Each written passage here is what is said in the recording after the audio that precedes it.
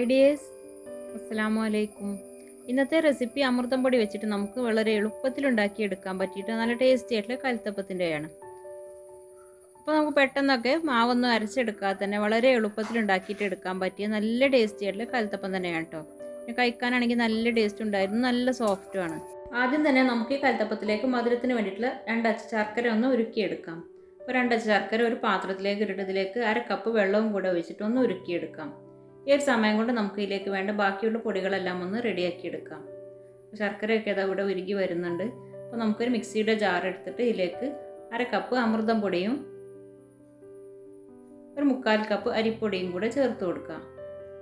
പിന്നെ ഇതിലേക്ക് ചേർത്ത് കൊടുക്കുന്ന അരിപ്പൊടി വറുത്ത അരിപ്പൊടി ആയാലും വറുക്കാത്ത അരിപ്പൊടി ആയാലും കുഴപ്പമൊന്നുമില്ല. ഏത് അരിപ്പൊടി ആയാലും 1/4 കപ്പ് മാത്രം ചേർത്ത് കൊടുത്താൽ മതി. അതിൻ്റെ കൂടെ തന്നെ 1/2 കപ്പ് തേങ്ങ ചിരകിയതും 1 ടേബിൾ സ്പൂൺ ചോറും കൂടെ ചേർത്ത് കൊടുക്കാം. അപ്പോൾ ചോറിൻ്റെ അളവും തന്നെ കൂടുതലായി പോവാതിരിക്കണം. പിന്നെ നല്ലൊരു ഫ്ലേവറിനും വേണ്ടിയിട്ട് 1/4 ടീസ്പൂൺ ചെറിയ ജീരകവും 3 ഏലക്കായയും കൂടെ ചേർത്ത് കൊടുക്കുന്നുണ്ട്. അപ്പോൾ ഇതിൻ്റെയൊക്കെ പൊടികൾ നമ്മുടെ കയ്യിലുണ്ടെങ്കിൽ പൊടികൾ ചേർത്ത് കൊടുത്താലും മതി.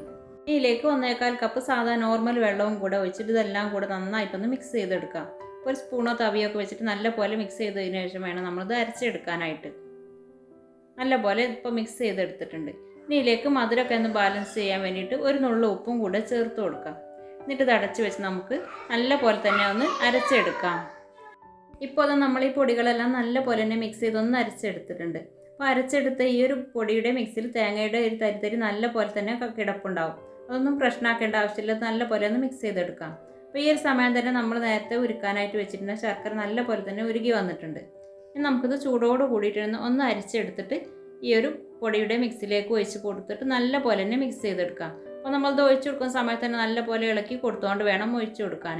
അല്ലെങ്കിൽ പൊടിയിൽ ചെറിയൊരു കട്ടലൊക്കെ ഉണ്ടാവും. അതുകൊണ്ട് ചൂടോട് കൂടിയിട്ട് തന്നെ ഒഴിച്ച് കൊടുക്കുന്നതായതുകൊണ്ട് നല്ല പോലെ ഇളക്കി കൊടുത്തുകൊണ്ട് വേണം നമ്മൾ ഈ ശർക്കര വെള്ളം ഒഴിച്ച് കൊടുക്കാൻ. അപ്പോൾ ശർക്കര വെള്ളമൊക്കെ ഒഴിച്ച് കൊടുത്തിട്ടുണ്ട്. ഇത് നല്ല പോലെ ഒന്ന് മിക്സ് ചെയ്തെടുക്കാം. അപ്പോൾ നമ്മുടെ മാവൊക്കെ ഇവിടെ റെഡി ആയിട്ടുണ്ട്.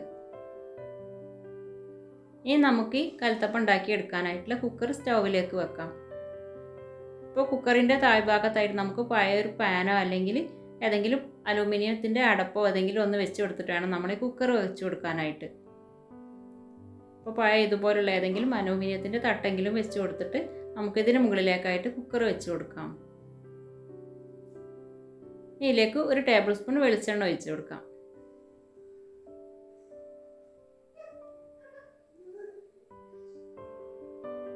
വെളിച്ചെണ്ണ ചൂടായിട്ട് വരുമ്പോൾ നമുക്കിതിലേക്ക് ഒരല്പം തേങ്ങാക്കൊത്ത് ചേർത്ത് കൊടുക്കാം.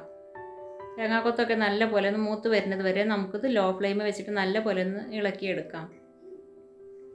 അപ്പോൾ നമ്മൾ ഈ കുക്കറിൻ്റെ അടിഭാഗത്തായിട്ട് പഴയ തട്ടെങ്കിലും വെച്ച് കൊടുക്കാതിരുന്നാൽ നമ്മൾ ഈ കലത്തപ്പം റെഡിയാക്കി എടുക്കുന്ന സമയത്ത് അടിഭാഗം നല്ല പോലെ കരിഞ്ഞു പോവും. അതുകൊണ്ട് ആ ഒരു കരിഞ്ഞു വരുന്ന ആ ഒരു ഇതില്ലാതിരിക്കാനാണ് നമ്മൾ ഇതിന് അടിഭാഗത്തായിട്ട് പഴയ അടപ്പ് വെച്ച് കൊടുത്തിട്ടുള്ളത്.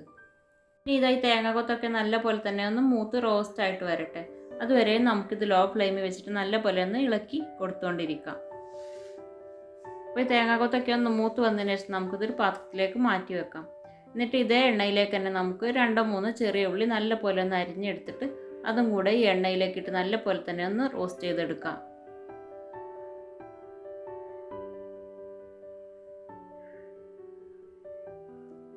അങ്ങനെ ഈ ഉള്ളിയും കൂടെ നല്ല പോലെ തന്നെ റോസ്റ്റായിട്ട് വന്നാൽ നമുക്കിതിന് മുകളിലേക്കായിട്ട് നമ്മൾ നേരത്തെ റെഡിയാക്കി വെച്ചിട്ടുണ്ടായിരുന്ന കലത്തപ്പത്തിനുള്ള ഈ മാവ് ഒഴിച്ച് കൊടുക്കാം. അപ്പോൾ ഈ മാവ് നമ്മൾ റെസ്റ്റ് ചെയ്യാനായിട്ട് വെച്ചിട്ടൊന്നും ഉണ്ടായിരുന്നില്ല. മാവ് റെഡിയാക്കി എടുത്ത് അതേപോലെ തന്നെ അങ്ങ് കലത്തപ്പം ഉണ്ടാക്കിയെടുക്കാണ്ട് ചെയ്യുന്നത്. റെസ്റ്റ് ചെയ്യാനായിട്ട് വെക്കേണ്ട ആവശ്യമൊന്നുമില്ല. പിന്നെ മാവ് ഒഴിച്ച് കൊടുക്കുന്ന സമയത്ത് ഫ്ലെയിം ഹൈ ഫ്ലെയിമിലായിട്ടിരിക്കാനും ശ്രദ്ധിക്കണം.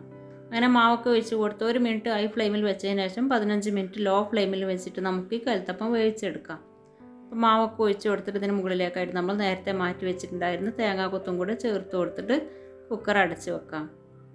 അപ്പോൾ കുക്കർ അടച്ച് വെക്കുമ്പോൾ നമ്മൾ വിസിൽ ഒഴിവാക്കിയിട്ട് വേണം അടച്ച് വെക്കാനും. വിസിൽ ഒഴിവാക്കിയിട്ട് അടച്ച് വെച്ചിട്ട് വേവിച്ചെടുത്താൽ മതി. പിന്നെ നമ്മൾ അമൃതപ്പൊടി വെച്ചിട്ട് ഇതേപോലെ കലത്തപ്പം ഉണ്ടാക്കിയെടുക്കുകയാണെങ്കിൽ നമ്മൾ കൂടുതൽ സമയത്തിൻ്റെ ആവശ്യമൊന്നുമില്ല. നമുക്ക് പെട്ടെന്ന് തന്നെ മാവ് റെഡിയാക്കിയിട്ട് ഉണ്ടാക്കിയെടുക്കാനും പറ്റും. അപ്പോൾ നമുക്ക് വളരെ പെട്ടെന്നൊക്കെ കലത്തപ്പം കഴിക്കാനായിട്ട് കൊതി തോന്നുവാണെങ്കിൽ വളരെ ഈസി ആയിട്ട് തന്നെ ഈ ഒരു മെത്തേഡിൽ നമുക്ക് കലത്തപ്പം ഉണ്ടാക്കിയെടുക്കാം. നല്ല ടേസ്റ്റുമാണ്, അതേപോലെ തന്നെ നല്ല സോഫ്റ്റുമാണ്.